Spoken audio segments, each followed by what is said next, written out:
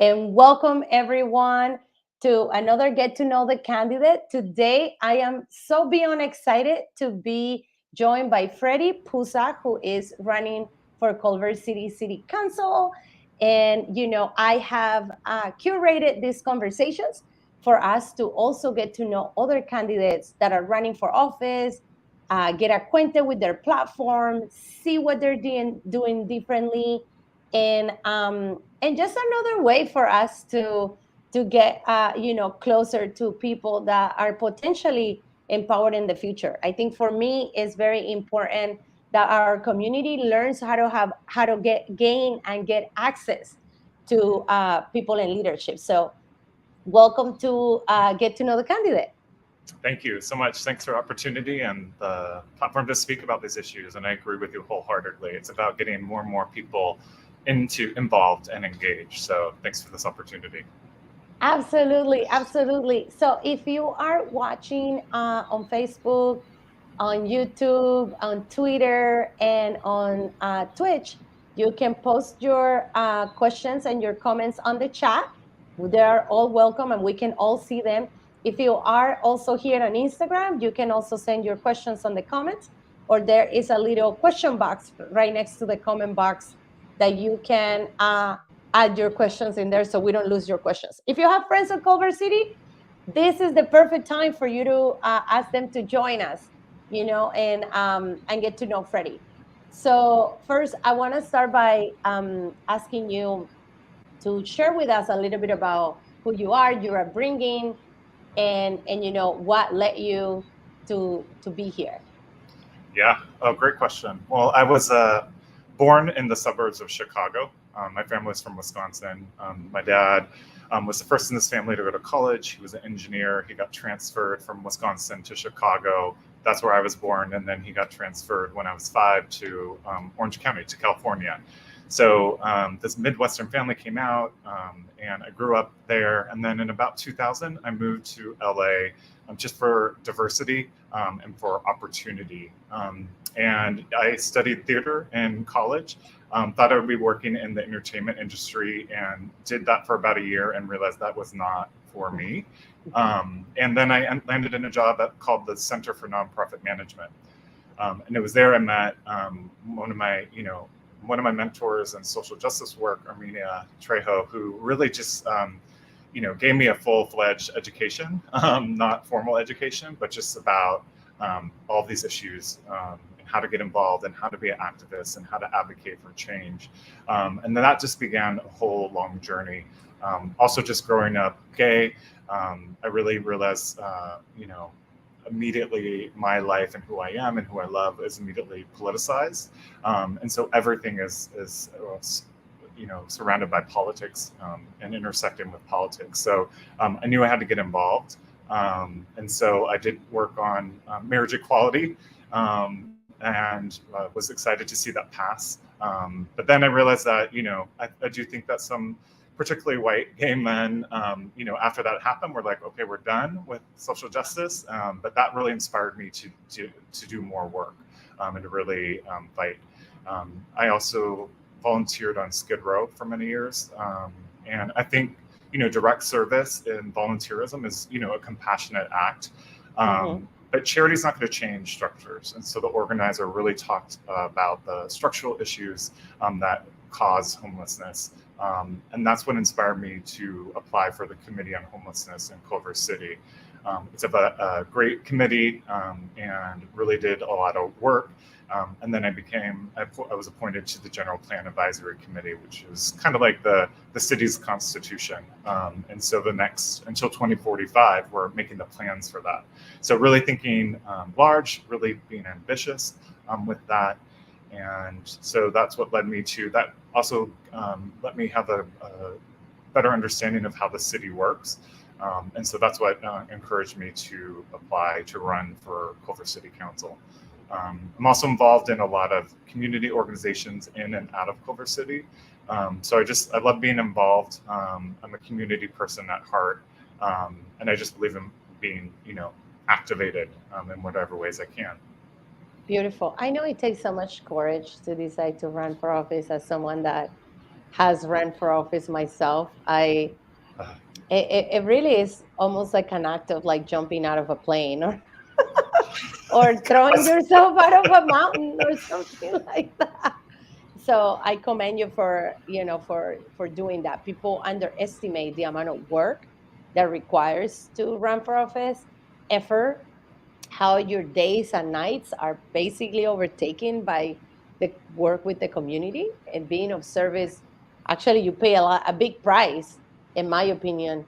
I don't know if you have children, or if you're, like, I don't have children either, and I cannot imagine what it's like for parents to trying to be in this line of work, and trying to be elected officials, because it's really difficult and it's very time consuming.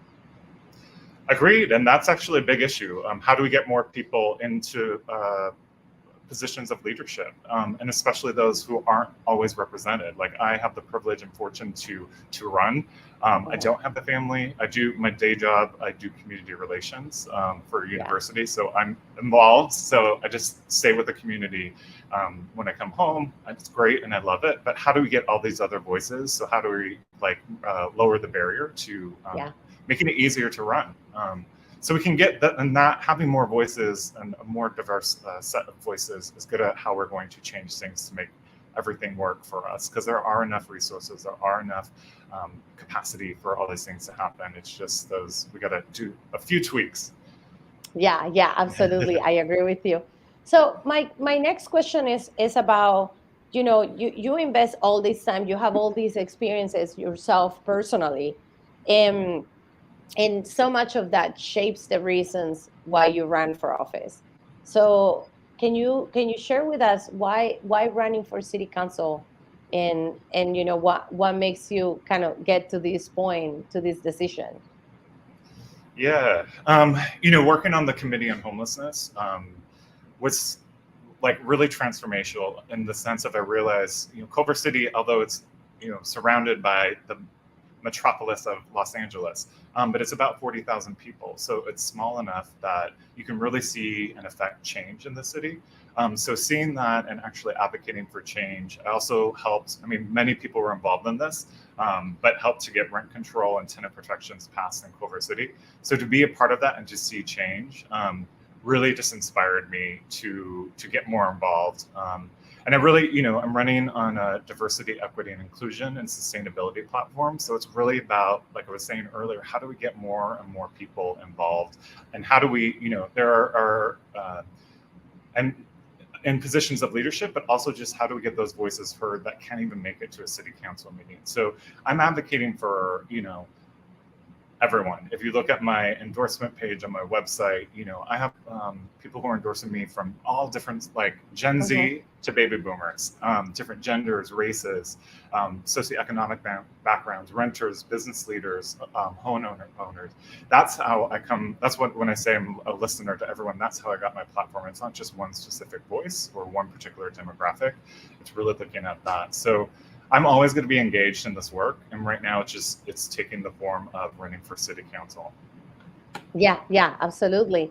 And I want to welcome folks that are walking into this conversation right now. We're talking to Freddy Puza, who is a candidate for Culver City City Council, and we have been talking about his history, who he is, and why he's running. And I think a big part of running for office is also the issues that you care about, and the very policies that you want to tackle that are going to be instrumental to changing people's lives. So let's talk a little bit about your platform and what are some of your major issues, that you want to address in Culver City, and how you're planning to address them. Yeah, thank you. I think the number one issue that across the board, but particularly younger people care about is climate change. They Right. are sounding the bell, ringing the bell. We know that by 2030, if we don't change what we're doing, there are going to be drastic and irreversible consequences. The good news is, the Intergovernmental Panel on Climate Change says that we can mitigate a lot of the negative impacts if we rezone and redesign cities. So really thinking about the intersection of housing, sustainability, and mobility. So Yes. thank you. I'm Yes. sorry. I'm like very, I feel very strongly about this. Yes, go They on. Sorry. agreed. No, yeah, they all overlap. And if you look at them individually, sometimes they don't make sense, but you have to see how they intersect and overlap with one another. So increasing our housing production at all economic levels, so not just market rate, we've got to make sure that we get affordable housing there. In order to do that, as we create more housing in the city, we need to also have mobility infrastructure to support that. So making sure that we have more connectivity. There's this move Culver City that's downtown right now. It's a pilot. It's really exciting. And the number, they put out the data every month. And so the numbers are looking good that pedestrian usage is skyrocketing. Cycling usage is skyrocketing. Micromobility, so scooters or e-bikes or whatever, that's going up. And there's a slight increase in traffic, but that correlates to the overall increase in traffic because more and more people, for better or for worse, which are going back to work. So just a sidebar, I would love to work with businesses to encourage work from home if the job allows for that. And then also staggered start times. So just making sure that we can get different types of more and more people off the road. So we know that the number one issue, the contributor to greenhouse gas emissions, is miles traveled in a car. Mm-hmm. So how do we get more options for people to alternative modes of transportation out of their car and into different modes of transportation? Absolutely. I have to make a caveat. I'm not advocating for everyone to get rid of their car tomorrow. And I'm not saying that we're going to get rid of cars tomorrow, but you get 5-10% of people. I'm starting to ride my bike so much more. I have an e-bike, I have a road bike, multiple options. Public transit. I have a Vespa. I go around in my Vespa, and it's the best thing that happened to me. I can go to the supermarket. I can run errands to the post office, and it's amazing. I can park it anywhere. And I think for me, the most disheartening part when I ride my scooter or my Vespa, is an actual motorcycle. In fact, it's a 300cc motorcycle. Is to see so many cars. By far, 90% are just folks alone in their cars. So we need to figure out how to do this carpool thing better, or how to get single car users to do something else, especially if they're in like a 3-mile, 5-mile radius, because that's it right there. I mean, you come out, like, I remember in the pandemic, like, driving and seeing the freeways almost empty and seeing how crazy it's back to be right now. And if we learn anything, we got to do way better now. So I hope that you're thinking about this, and this is a regional issue. This is not just an issue in Culver City or in LA or in Glendale or in Orange County. This is a regional issue that we need to tackle. So many other people are leaving Los Angeles because it's costly to live here, and they have to commute 30, 40, 50 miles to get here to work, and causing so much emissions, so much traffic them by themselves. So we got to really figure it out. And also we got to incentivize people that don't have cars. I mean, why not? Yep. I hope almost passed. It almost. Yeah. Yeah, we need to. And I want to be clear. The majority of the people that don't have cars are people of color in low-income communities. So how can we make sure that they're the ones? This is the caveat, and this is the money maker, as I like to call it, or my jam. These folks that don't have cars, that maybe bike to work, that maybe take the bus, that are in low-income communities, they're the ones that are burdened the effects of climate change and pollution the most. Mm-hmm. So why not incentivize them for not doing something that we're asking everybody else not to do? Mm-hmm. Anyway, so I hope that maybe we can pilot this in different cities, and maybe like globally at the state level. We sadly it didn't pass, but we need to get to that place, where we can where we can incentivize folks that are not, that don't have a car. because we're about to incentivize people with gas money that have cars. So what about the ones that don't have cars? In any case, Absolutely. a lot more to talk about. So Yeah. okay, so some other issues that you wanna focus on. Yeah, well, definitely the homeless, unhoused situation. So as we're increasing housing production overall at all economic levels, so that's, to me, unhoused, study after study shows that homelessness is caused by lack of affordable housing. So there are contributing factors like mental health issues or addiction issues or even poverty. So some people in some cities live below the poverty line but still have access to affordable housing. So how do we get that in line? Very excited that Culver City bought 2 motels. They're converting those into motel conversions. So with wraparound services, temporary supportive housing and permanent supportive housing. So that's 74 beds. There's also a church in Culver City. I think they're really living out, the message of the church, and they are converting their property and creating 95 very low income. So not moderate, not low income, but very low. So that's 30 to 50% of the area median income. So exciting that's 95 beds. So and then I'd like to see some kind of like maybe safe parking or safe camping with services. There's been talk of pallet housing, but I'm not. That's to be seen, and I'd like to get more information about that. But I don't want to create like an industrial complex behind homelessness. We want to uplift people so they can thrive. It also comes down to systems of care versus systems of punishment. So currently, the system is we're going to criminalize you because you're poor. You're going to get arrested. You might get a ticket. You don't have much to begin with. Now we have even less, or you go to jail. And then it just really disrupts your life. It keeps into a cycle of despair versus a system of care that can get people services and access to housing so they can, uplift and thrive. So part of that is the mobile crisis intervention unit that is going to go online.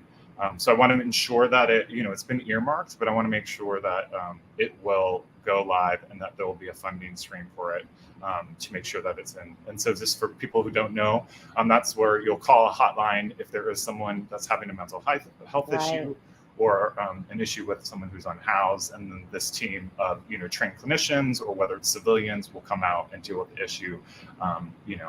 Police have a place. They should be focused on fighting crime, so alleviate a lot of that pressure on them. And so I think it's just a really good opportunity. And that just leads into public. Absolutely. Yeah. And I want to also, plant these seeds, because there's a lot of folks that actually want to address our issue of homelessness and they don't know how. So how do we connect these services with volunteers that want to do something about it?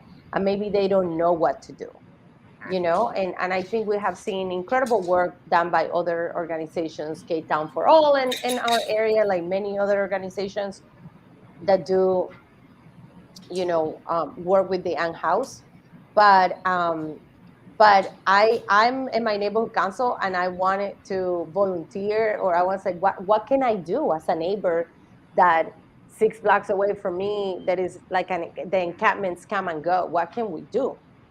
And they didn't have a way to connect me with a service provider or with a city service where I can go and volunteer. So it would be so awesome if we could get to that place where we can have also volunteers, people from the community that are interested on addressing this issue, participate too, and also get educated. It's so easy for so many of our neighbors to say, oh, it's the homeless, they're the problem. But I think that it's nothing like having firsthand experience on doing that type of work to know, how to best respond, and also what is the city doing, because also the idea that Culver City doesn't do anything and the state doesn't do anything, and I don't think it's very accurate. I don't think it's enough, but I also don't know if it's accurate. I love that. We really need to humanize the unhoused population. And we're in a crisis. And I get it. Like, people are scared. Whether real perceive they're scared, they're afraid. And we need to I don't want to see it either. I want this to go away. I want to make sure that, there's just not one way to do this. There's no silver bullet. But we should, if it's a crisis, we should treat it right like a crisis and put funding and services behind it, and educate people. We always need to be educating. The city needs to do a much better job at communication, and letting people know what's out there. Because a lot of people, when the city's not communicating, it creates a vacuum, and then all this misinformation comes in there. But the city is doing a lot to handle this. And then you're right. How do we engage neighbors, and how do we activate? Building a community that cares for one another in a real way, not in like a kumbaya way, but actually like an actual, tight-knit community, which is what that's what people love about Culver City. That's why people move here. It's for that community. Yeah, absolutely. So speaking about your community, for those watching the live stream, tell us tell us about your community. Who are they? What they do? How many people there is? What colors they are? What they love. So tell us a little bit about what your community, who your community is. Yeah, like I said, in Culver City, I'm involved in a couple different organizations. The first is the Fox Hills Neighborhood Association. Fox Hills is, in the south side of the city, and is the most diverse part of the city. So it's great just to see different types of people, all different types of ages and races. On my campaign team, I have a great campaign team. There are different genders, sexual orientations, gender identities. So it's really, again, really trying to bring in, focusing on diversity and then including those voices to make sure that those are that they are centered. So I also am part of the Community Coalition and the Action Network in Culver City. I just think that they're doing great work. So they helped get when Culver City became a sanctuary city. They did a lot of work with that. Rent control and tenant protections, they were behind that, and just organizing people. And that's what I really connect with. It's people that want to, understand the reality of the world that we live in, but want to make it better. And that doesn't mean that you don't like the current world. It just means you see potential, and that's great. And that's what we should want. And that's what activists are, and that's what how we all work in this microcosm together. Yeah, absolutely, absolutely. So, are you guys a majority Latino, Black community, young women? Yeah, we are almost 50% white. It's about 47%. So, as we look in our history of Culver City, it was started as a whites-only town and a sundown town. So we can see the legacy of that today. And then exclusionary zoning and redlining. So, in the deeds, there was written that, you couldn't sell this to a Black person. And there's a whole other, litany of people that they would not be able to sell to. So we see the legacy of that. That's why it's so important to get rid of exclusionary zoning, just based on that. And that would actually, so our demographics in the city don't match LA. Like LA is much more diverse. So it's about 16% Asian, and then 20% Latino, and then 9% Black, and then however mixed race and other. So we have a lot of work to do. We do have diversity. We do have some of it. But we want to really augment that and make sure, we attract people. And it goes on the intersection of all these issues. So as we are building housing, we don't just want to attract one particular race or one particular demographic. How are we making sure that Latinos want to live here, that Black people want to live here, that Asians want to live here, that gay people want to live here, or trans people want to live here? How are we making sure that we're listening to all those people to create just an equitable and inclusive city? Yeah. Amazing. Thank you for that. Okay, so, running for office is super hard. It's very rewarding too, because obviously that's why some of us decide to do it. But I don't know what's been your most challenging experience, or what's the most challenging thing that you have to face as a candidate. Well, I'm running a people-powered grassroots campaign, so I'm being outspent, and that's to be expected. But that, I wish I could just, that could be different. But it makes every donation so much more important, because I know that people really care about the issues, and that really propels me. So that part is, and then just correcting a lot of the issues that I am talking about. I think once people hear the explanation behind it, and they see the connections and the intersections, they get it. But it's just like that misinformation really frustrates me, because that means I have to work that much harder because my message is not getting out there. Because I do believe that this is the there's many paths forward, but I believe this is the best path forward for Culver City at this particular time. So those two things. And so, yeah, there's some negativity out there, but I always just try to, bring my best self, and, always go high, and, always elevate the conversation the best I can. Oh my God. Yeah, that's the thing. And it just gets so petty Yeah. sometimes with the conversations and such. And I wish that our political system would focus so much more on what we can do, and the things that we can bring to the table, and not so much in all this pettiness that sometimes you hear candidates fighting and throwing darts and dirty water to each other. It is, Yeah. I guess it's part of the game. You have to show some contrast, but it's really difficult. It's just really not helpful. Yeah. Yes, I agree. Keep grounded in the issues, and that's what it should be. And just it should be a conversation about ideas. That's where it should be. It shouldn't get to that petty negative level. But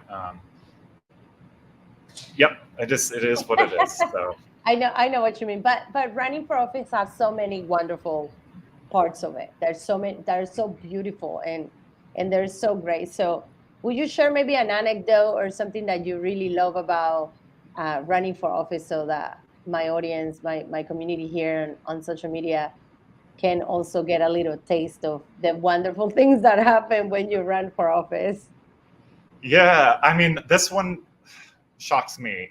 But the first thing that came to my mind when you said that was, actually, I can't believe I'm saying this. I love canvassing. I think it's so I know, fun. me too. It's the weird, but it like is not intuitive. Like, and it takes a couple houses to warm up, and then once I get warmed up, then it's like I can go. But it's, I think that especially when you're the candidate and you show up to people's doors, they think a celebrity has just like come to their door. So that's really exciting. And then to have those conversations, and I do engage. This might not be the best strategy, but even if there's someone who's has an issue with my issues, I'll stay and engage. Yeah. Um, Oh and to yeah. keep it, because it helps me, because I want to know what their thought, if they're reasonable, then I want to know their like thought process and what they're thinking about. And at the end of the conversation, we don't always like, I don't think anyone's mind was changed, but at least we get to the point of like, thank you so much for sharing. They thank me for running, and for they see that I've been invested in the city. So there's at least that part of it. And who knows what seed was planted at that moment. And maybe they'll chew on something. Maybe I'll chew on something and really, be informed. But I think that's really what authentic listening is. So, and then the people who just, sometimes I get so, I'm just stunned when I'm like, so, what are you concerned about? And they just list my platform, and they've never like interacted with me, to my knowledge. And then, so it's just so exciting, because I'm like, this is so exciting to engage and talk about these issues. And then to clarify, like the best part is like this past weekend, I knocked on a door. I talked to this woman, and she was busy, and then I left. And then all of a sudden I heard someone say, Freddie. And she came over and she's like, I was just reading your literature, and she's just started a grad program in sustainability. And then we went through a lot of these things, and I was able to clarify some information that she had heard. And so it was amazing, right? To like have that moment of like transformation and learning and realization. And so that like just gave me such a boost. And I like Yeah. was on a political high for the rest of the day. I remember, when I ran for office, we also targeted Republicans Mm, and libertarians, and we targeted folks that were not Democrats. So um, to me, it was always so impactful that I was able to change some folks' minds that were maybe not completely aligned with what I wanted to do. So you just never know who you're going to talk to when you're out there. Um, and like align in some like a strange way. Mhm. So yeah, it's pretty powerful when you get to talk to folks that maybe are not so aligned with you. And I agree with you. I love, I love canvassing too. Like I think it's the best. It's It really very is. energy consuming. Oops. Yep. Like Whoa.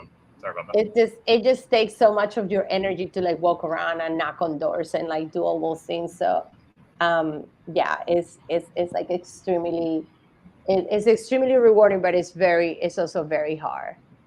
Yeah, it's awkward at first, but I agree. Like it just once you get into the zone, it's just really amazing.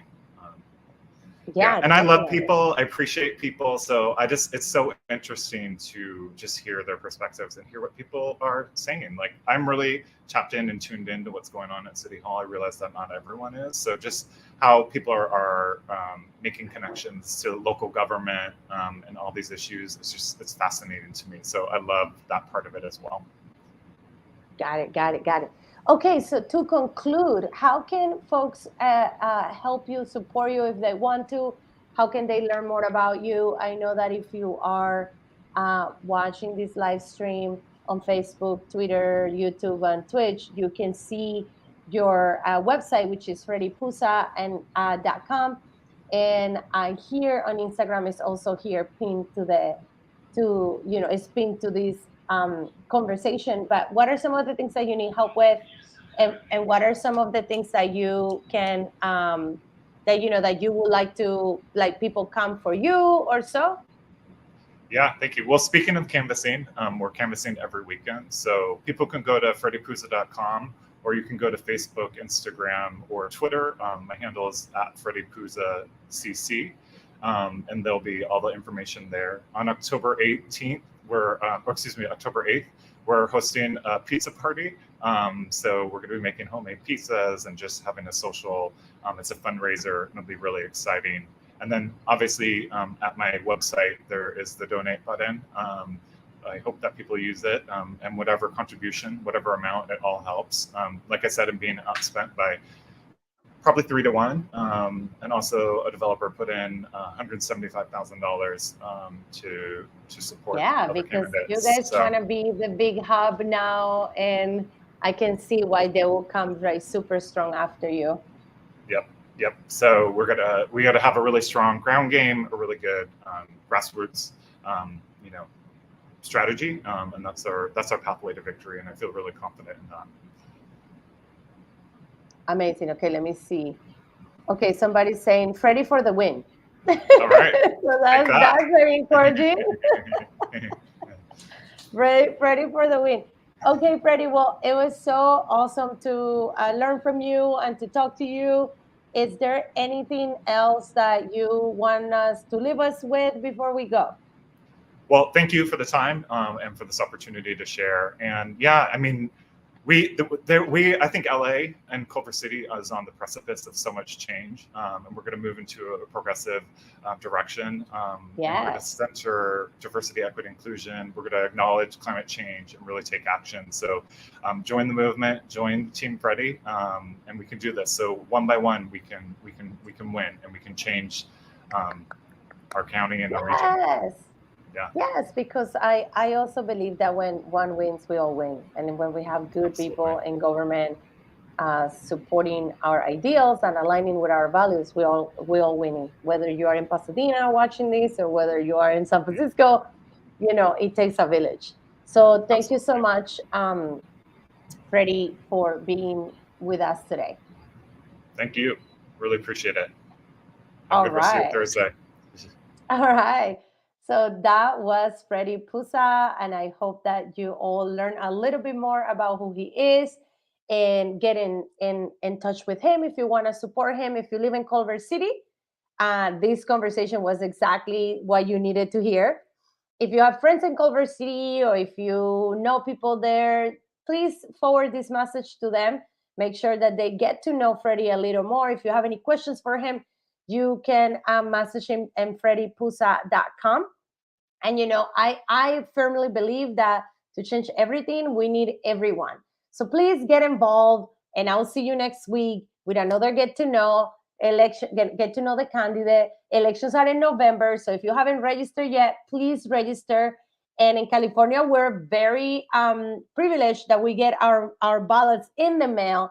Have a little party, call a friend, call an ex-husband and your future, honey bunny, whoever it is, call your neighbors and do a little voting day party and make sure that you fill out those ballots and you send it to them. And if you have neighbors that I am not so inclined politically, these are the people that we need to get in here the most. So please make it easy for them. Reach out to them. Tell them how important it is for them to also get involved. So thank you so much, everyone, and I'll see you on the next one. Bye.